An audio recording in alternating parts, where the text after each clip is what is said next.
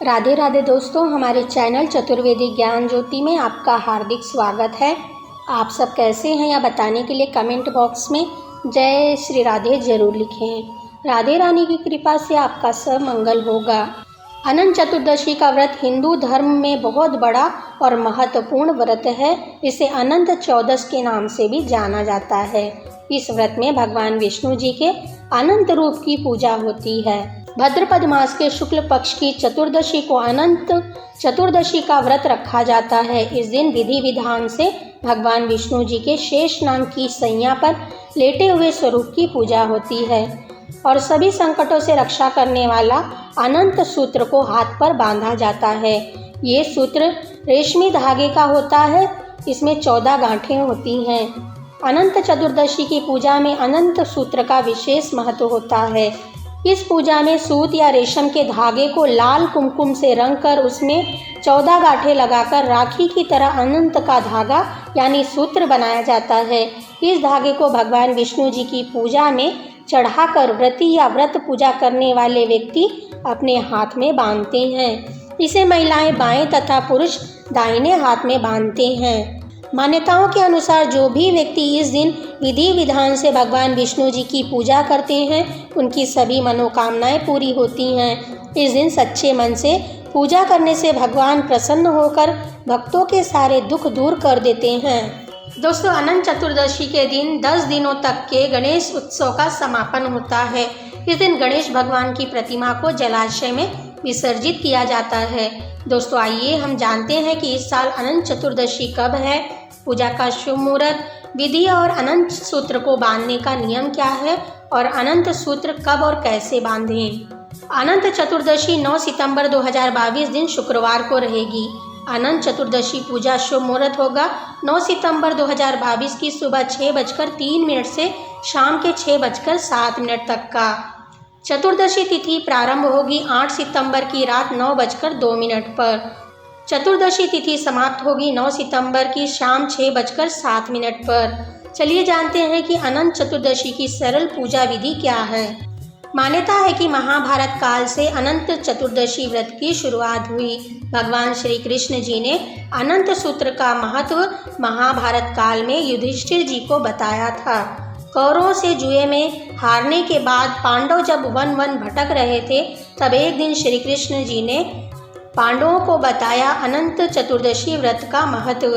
तब पांडवों ने इस व्रत को किया था और अपना खोया हुआ राजपाट वापस पाया था। दोस्तों, अनंत चतुर्दशी के दिन सुबह जल्दी उठकर घर की साफ सफाई करें। नित्य क्रियाओं से निर्वृत्त होकर स्नान करके स्वच्छ वस्त्र धारण करें और व्रत का संकल्प कर लीजिए। पूजा घर को शुद्ध करके पूजा पाठ करें और वहीं पर पूजा घर के पास ही एक चौकी रखकर उस पर लाल रंग का कपड़ा बिछाकर उस पर भगवान विष्णु जी की फोटो या मूर्ति स्थापित करें। सिंदूर, हल्दी और केसर में डुबाकर 14 गांठों वाला अनंत सूत्र तैयार करें। इस सूत्र या धागे को श्री हरि विष्णु जी को अर्पण करके षोडश उपचार विधि से भगवान विष्णु जी की पूजा और इस सूत्र की पूजा कीजिए। पूजा के बाद ओम अनंताय नमः मंत्र का उच्चारण करें। इसके बाद पुरुष अपने दाएं हाथ पर और महिलाएं इसे बाएं हाथ की कलाई पर रक्षा सूत्र बांध लें। पूजा करते समय आप भगवान विष्णु जी को पीले फूल, पीले फल, पीली मिठाई, धूप, दीप और तुलसी दल भगवान विष्णु जी को अर्पित करें। इसके बाद आप हो सके तो ब्राह्मणों को भोजन करवाएं या फिर दान दक्षिणा ब्राह्मणों को आप दे सकते हैं। इसके बाद आप भी प्रसाद ग्रहण कीजिए। दोस्तों, मान्यताओं के अनुसार अनंत चतुर्दशी के दिन बांधा गया रक्षा सूत्र व्यक्ति की हमेशा रक्षा करता है। अनंत सूत्र पर लगाई गई 14 गांठें भगवान विष्णु द्वारा उत्पन्न 14 लोकों का प्रतीक मानी जाती हैं। अनंत सूत्र को हाथ पर बांधने पर व्यक्ति पर भगवान विष्णु की कृपा हमेशा बनी रहती है। अनंत चतुर्दशी के व्रत करने से व्यक्ति को सुख, समृद्धि, पुत्र पौत्र आदि की प्राप्ति होती है।